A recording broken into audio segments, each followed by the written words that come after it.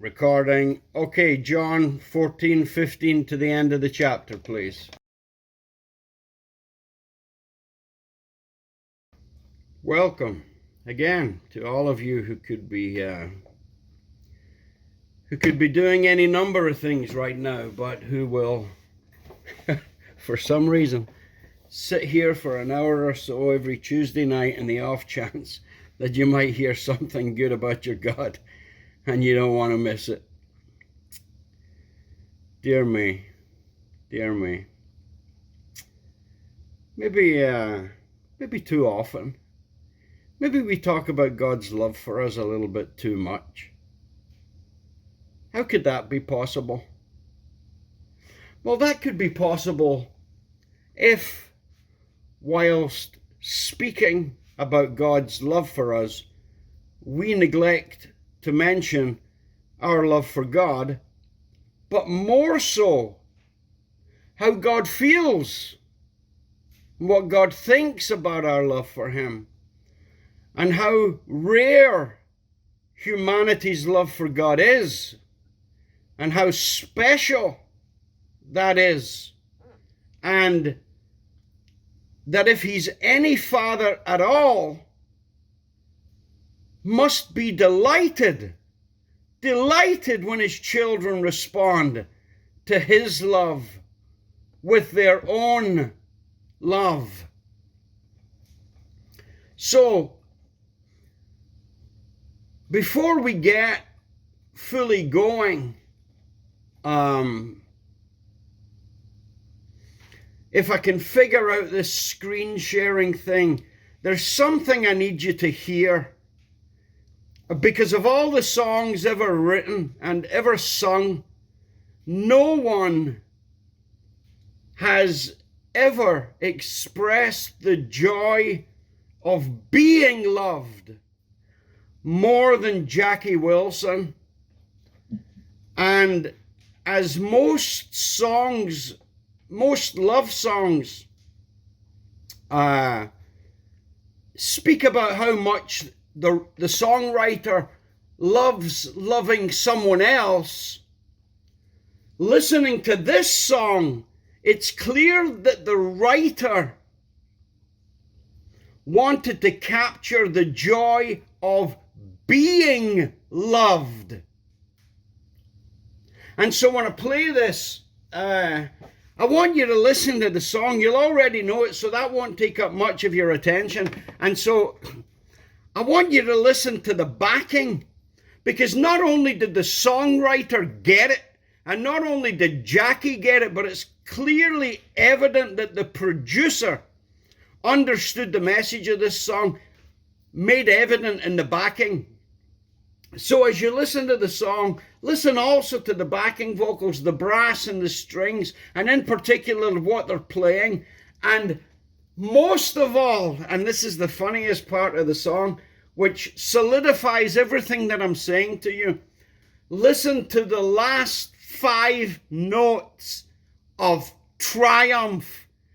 All right, let me see if I can figure out how to share this. Screen share. I think if I do that, bring up that. Can you all see that? All right. All right. Looking good, looking good. All right, here we go. Enjoy.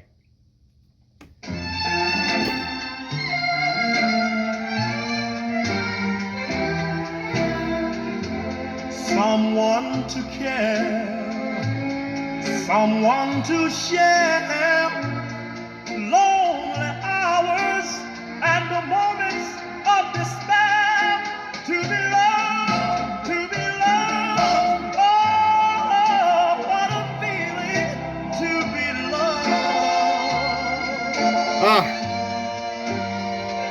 The backing. Someone to kiss, someone to miss, when you're away, to hear from me today, to be loved, oh, what a feeling to be loved.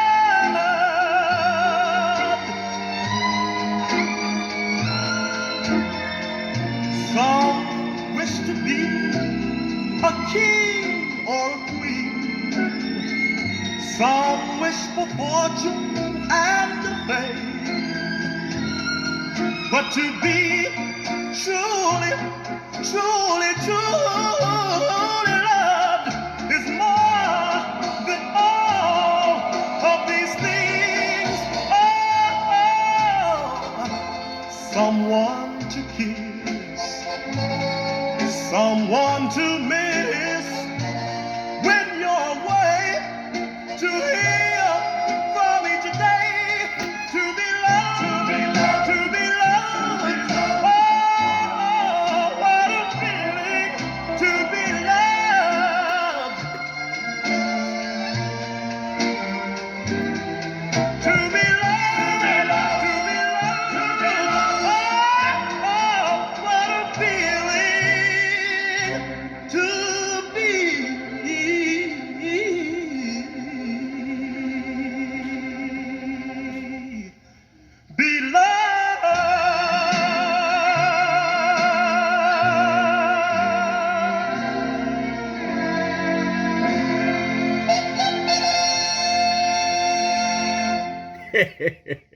Ah, ah, The whole song, even the backing vocals that that come in and emphasize, absolutely abundantly clear that everybody in the studio that day understood precisely the message of that song. And that's a rare message. As I said, a lot of songs, indeed the majority of love songs, the vast bulk of them, speak about loving.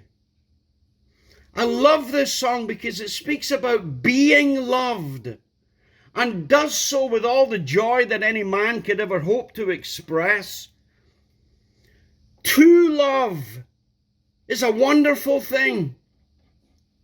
To be loved is beyond wonder.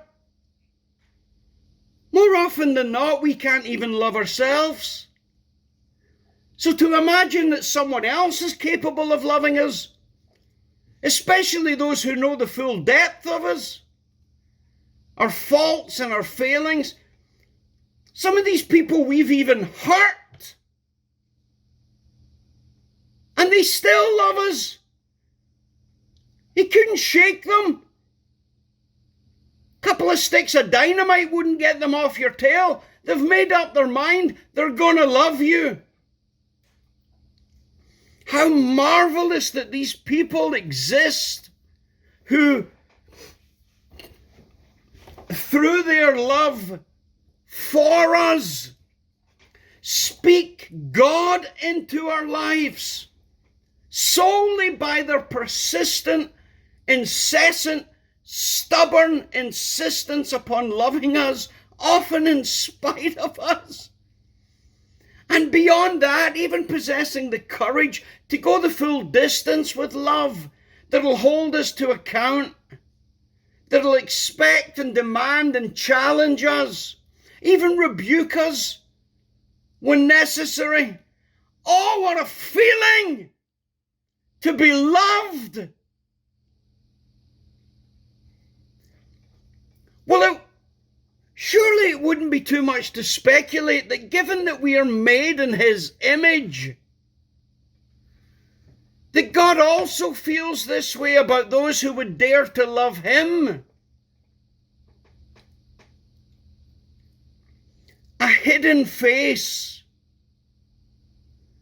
A hidden face is no sign of a forgetful heart. I preached a lesson one time, preached it quite a lot because I enjoyed it. And it seemed to help people. On Psalm 13, when the first two verses, David goes to God, How long? How long, O Lord, will you forget me forever? How long will you hide your face from me? How long must I wrestle with my thoughts, every day have sorrow in my heart? How long will my enemy triumph over me? Is questioning God that he can't see, who's not there, who isn't tangible, who's not visible. How long? And then from questioning God in the first two verses, the next two verses, David starts to call upon God. Look on me. And answer, O Lord my God. Give light to my eyes, or I will sleep in death. My enemy will say, I have overcome him, and my foes will rejoice when I fall.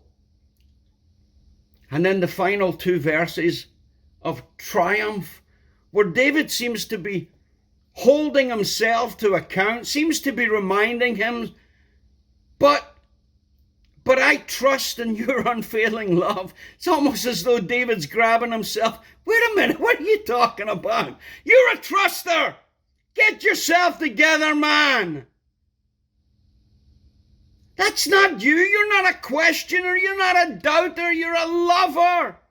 You're a truster. David says, but I trust in your unfailing love. My heart rejoices in your salvation. I will sing to the Lord. And in the original manuscript that David wrote, will was bolded, italicized, and underlined. Trust me. I will sing to the Lord, for he has been good to me. David learns that a hidden face is no sign of a forgetful heart.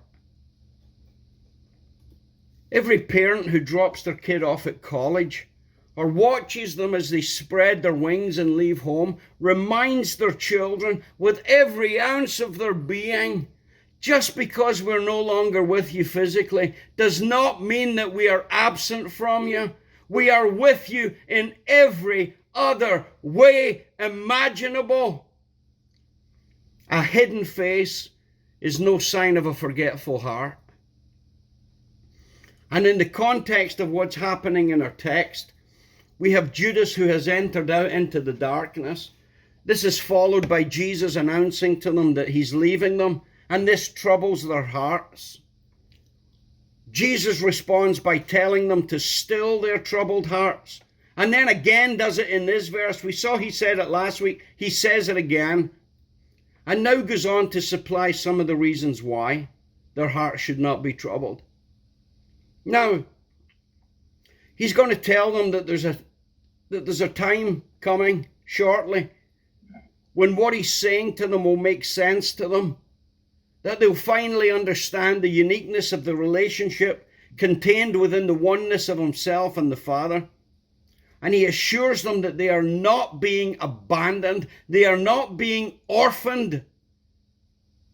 God doesn't orphan his children. I'm not leaving. You're not being left alone. I will come to you, he says, no doubt in reference to the Spirit, but also in what he says in regard to the commandments, and also in their love for God and in their love for each other. All of these things will be assurances to them that they have not been abandoned and that Jesus is still with them, albeit in a different type of way. But a hidden face is no sign of a forgetful heart. That he addresses this, preparing them for his departure, is a clear indication of the love that exists between them. Because if they didn't care about Jesus, if they wouldn't miss him, if they weren't about to mourn his departure, then there would be no need for any of this speech. No need for this preemptive preparation for his departure. One of my dad's favorite sayings was, you never miss the water till the well runs dry. I thought it was particularly wise when he said it. And through the years, I considered it in many various ways that it might be true and how it might be applied, and consistently saw the wisdom of what it was he was saying. I appreciate what you got right now.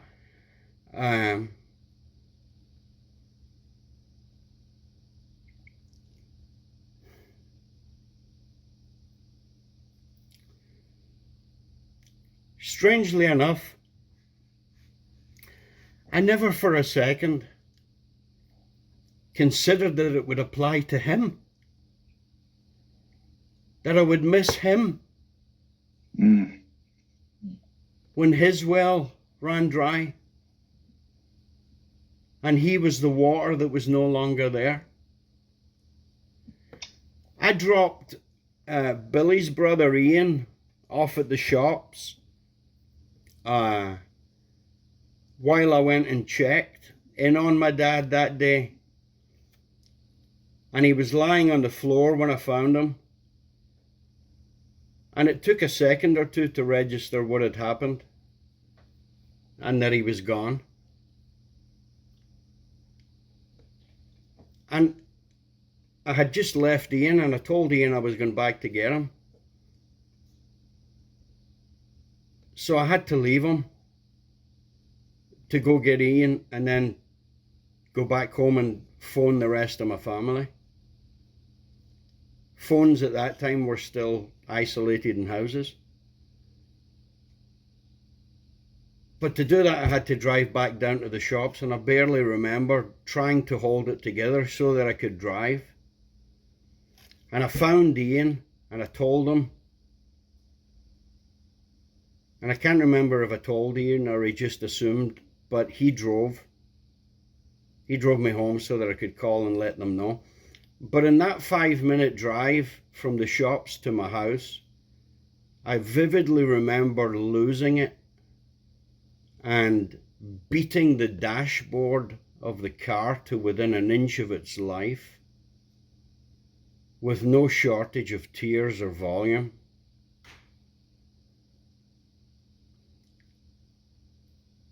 I didn't think it was possible for loss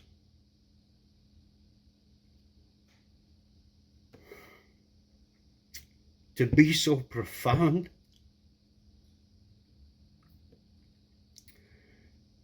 For grief to be so immediate, or pain to be so sharp and consistent, and the depth of it, even now, like a dagger, and it wouldn't leave.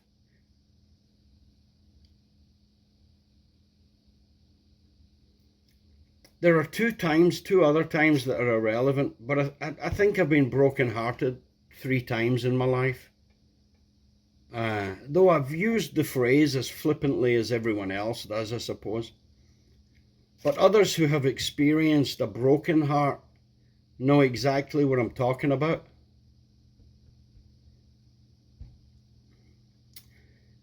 I used to think it was simply phraseology, a poetic or lyrical term that we'd conjured up to describe loss. I never thought for a second before my dad died that it was actually descriptive, that that's precisely how it felt, that your heart was broke. And there's no better description, no better words can describe it. I remember pulling a hamstring in soccer one day, and I went down as though a sniper had hit me. And I was in the dressing room with my best pal, John. And I'm still rubbing the back of my leg. And John says to me, "I think I pulled a hamstring once." And I said to him, "If you only think you did it, then you haven't. Because when you do it, there's no think about it." And it's the same with heartbreak. If you only think you've been heartbroken, then you haven't yet. And God bless you when it happens. There's no pain compares. So the fact that Jesus is preemptively preparing them for this doesn't only speak of his love for them,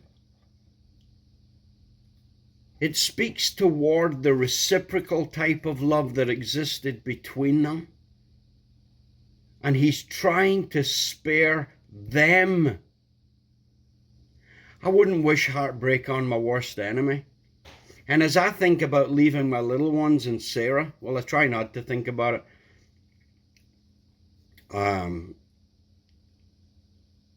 But when I do think about it, I try and, like I said last week, say things to Will that I hope will ease the pain that I know is coming.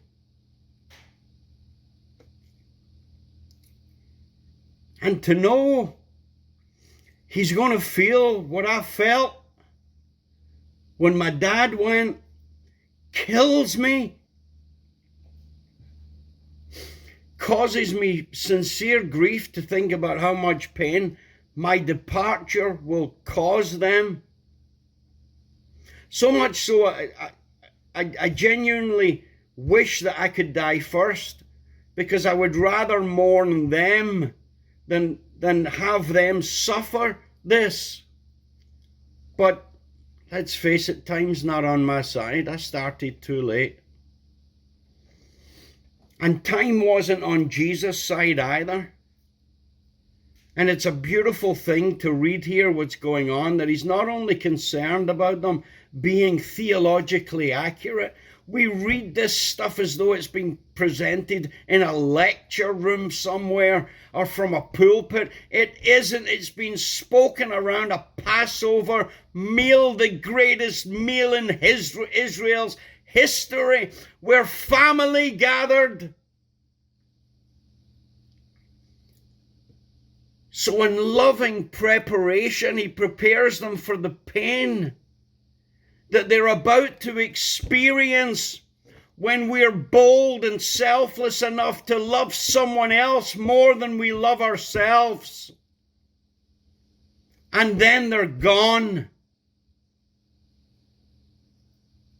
And here's my point tonight, and why Jackie Wilson was referenced. It must have been, if this was the Son of Man, the genuine Adam, the real human, it must have been of tremendous comfort to Jesus, knowing not simply how much he loved them, but, and perhaps equally as powerful, how much they loved him.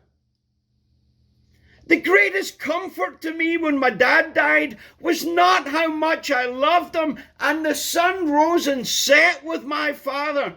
But the comfort was not how much I loved him, but in the knowledge of how he loved me.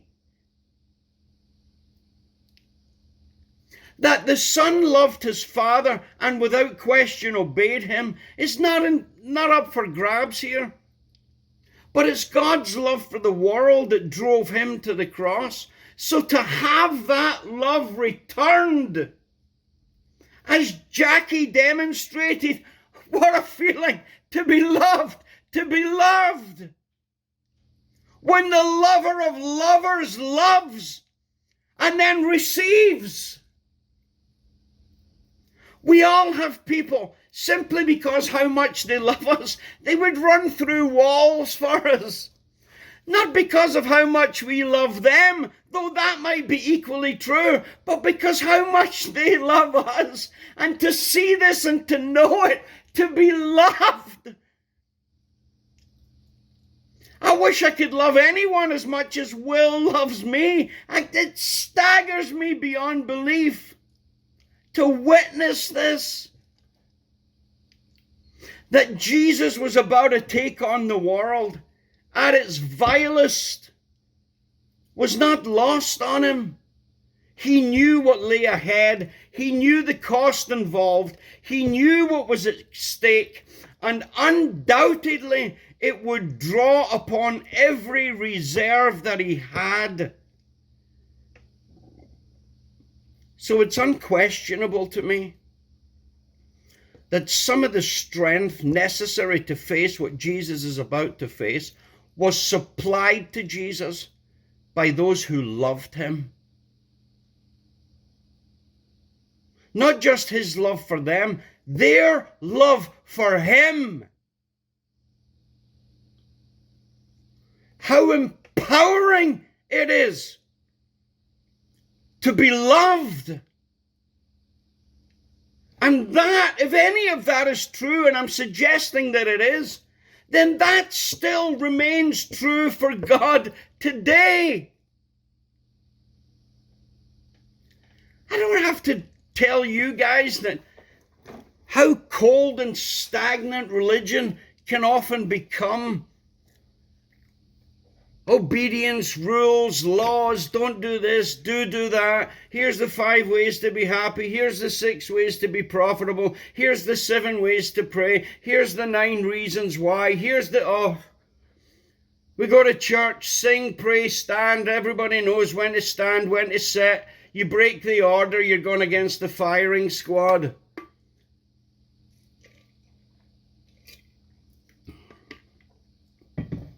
And I'm not questioning the necessity or the validity of any of that.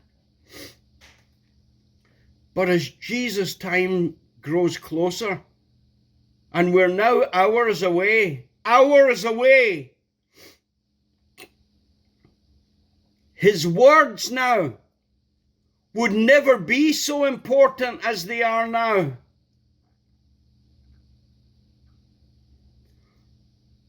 Maybe or maybe not, Jesus said some flippant things along the way, or things that weren't worth recording. Maybe he did, maybe he didn't. But I guarantee you he wouldn't be saying them now if he ever did.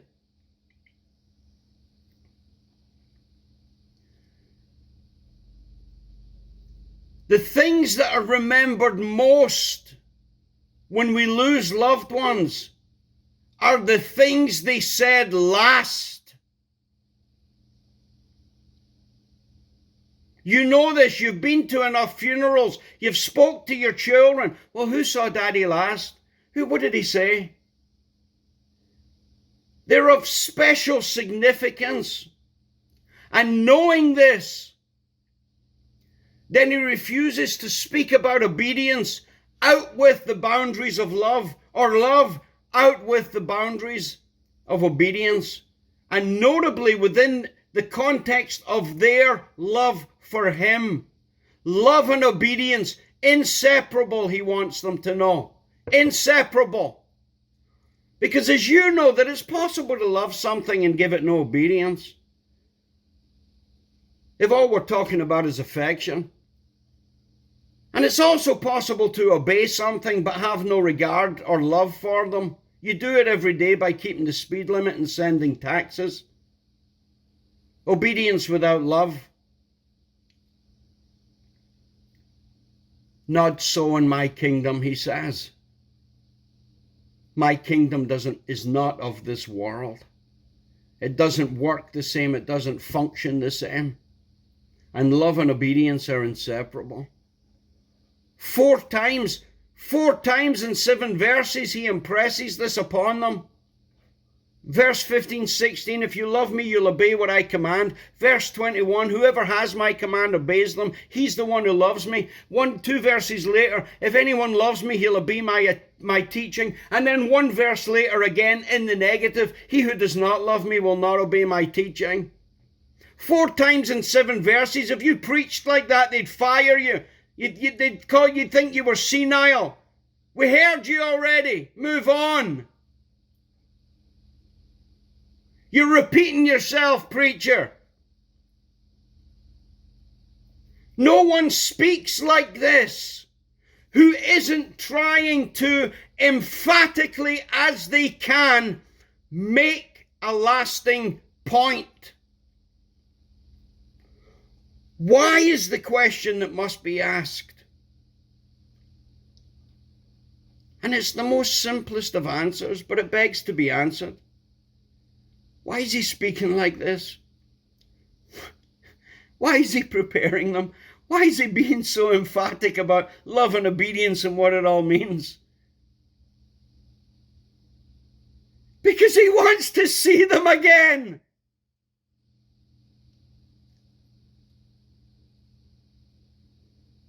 And their love for him, not only his love for them, their love for him plays a huge part in this. This isn't called doctrinal theology he's given them. He's preparing them for what lies ahead, and he doesn't want to lose them.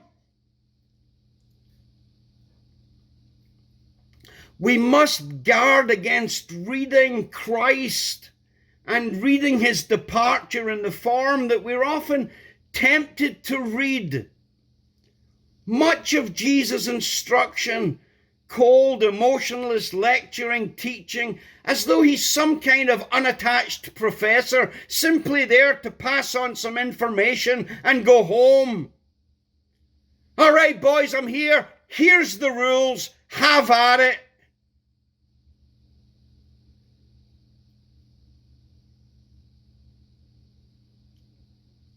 And as he parted, or as he's parting, no doubt, as we all do when someone we love passes, no doubt they'd have been talking to each other, remembering him, sharing stories, particularly about some of the last things he said and done, not only because they would have been freshest in memory, but because they would realize if he knew he was going, then what he would be saying at the end would be of ultimate importance. He would not want to have said the most important stuff 3 years ago and then bury it under an avalanche of trivialities. They'd be talk, well, who saw him? Well, we saw him. Where did you see him? In the upper room. What did he say? What did he say? What did he say? And as they rehearsed this thing that is so naturally human when we lose someone, what would they have been remembering? Love, obey, love, obey, love, obey. They're inseparable. And it's not because he wants them to be theologically correct. It's because he wants them saved. He loves them and wants to see them again.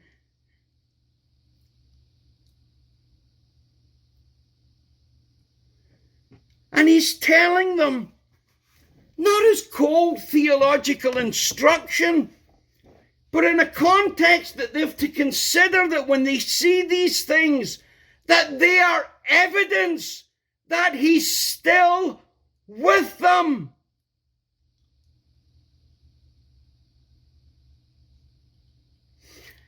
And if Jesus gives this type of advice, love and obey, love and obey, love and obey, at a time so critical as this, we must assume it's powerful. We must assume it's important, of critical nature. But also, we must assume it works. He's telling us to do it because it works. He's not giving them this advice so that they can pass an exam. He's giving it to them as a doctor prescribes medicine, as a father teaches his son a trade, as a mother demonstrates the tender depths of her love to her offspring, because they work.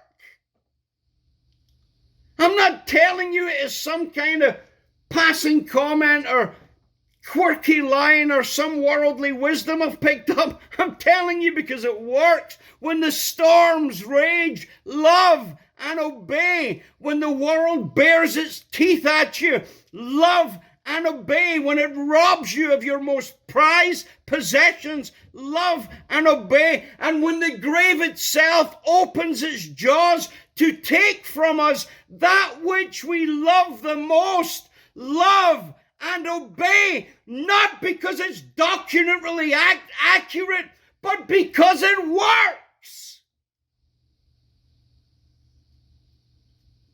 He's not telling you so that you can pass an exam. He's telling you because he wants to see you again.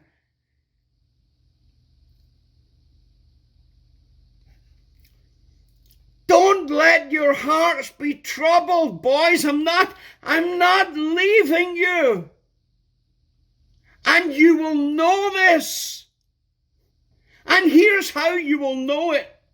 Because it will be ceaselessly evidenced in your presence by people loving and being loved according to the commands of my Father. You will see the love and obedience, and when you see it, you will know I am present. This you must view as evidence that I have not abandoned you.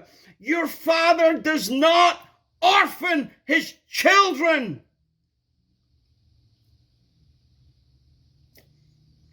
Maybe we speak about our desire to be with God a little bit too much. Maybe we speak about our side of the deal too often. Maybe we speak about reward and heavenly experiences to the point whereby we forget an essential part of it all. God wants to see you. And the instruction that he's given you is not to be carried out in some cold religious ceremony. It's to be carried out because your Father loves you and he wants you. And so he's given you what works. When James later on says true religion is this, orphans and widows, he hasn't plucked orphans out of the sky. He's remembering what God is like. God does not orphan children. You want to be like God? Unorphan a child. And so saying this tonight to make the point that God doesn't simply love you, he loves that you love him. As much as you love those who love you.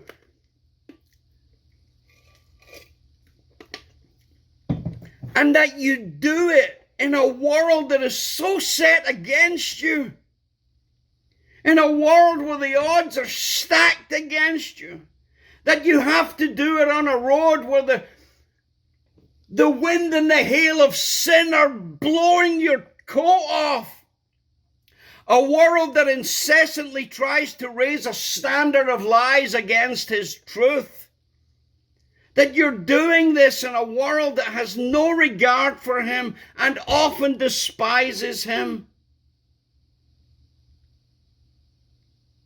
That you do it having to walk upstream and against the tide. Is it any wonder? Is it any wonder that Christ might have walked that final mile singing, "To be loved, to be loved." Oh, what a feeling to be loved. How can you do this, Jesus? They've removed your back. They've beat you to a pulp and you're still going. How can you do it? And he would have looked at all of you and said, are you kidding?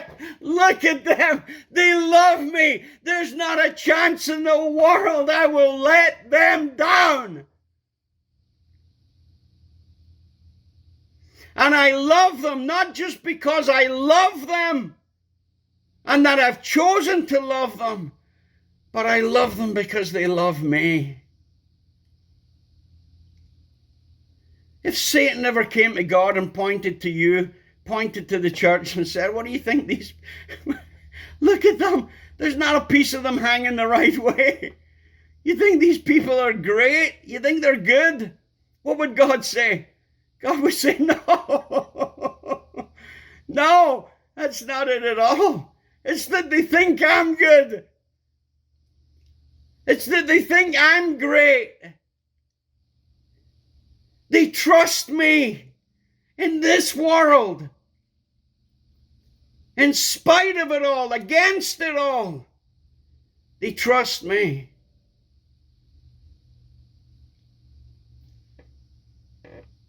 If he's any father at all,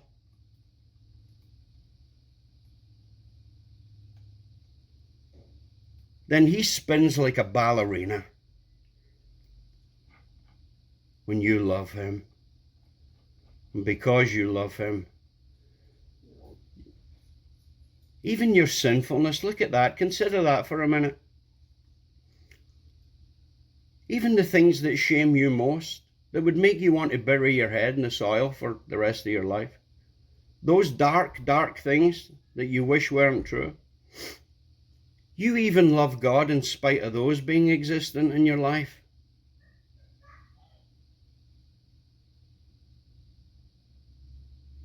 It's not only God that we can't shake off. He's like a rabid dog chasing us along the road. But some of you, I see it. Some of you, Satan appeared overnight and tried personally.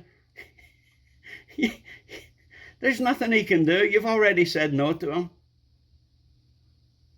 God loves that. And even although you fall and stumble and wail and cry and mourn and shame, even that's not enough to convince you to leave him. And you don't think that's pleasing to him?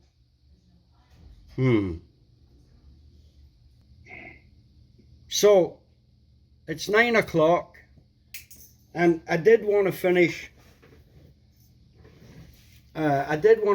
by saying to all of you, on behalf of myself and my family,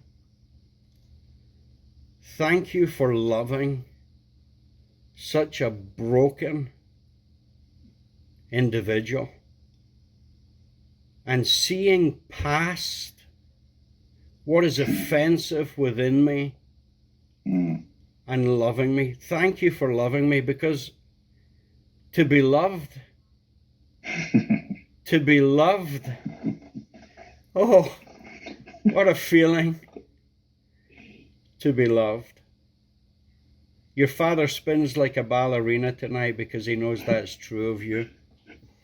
God richly bless you and grant you peace in your believing. God bless you, brother. See you next week, God enabling. Well, peace to all. Excellent. Good night, all. Good night.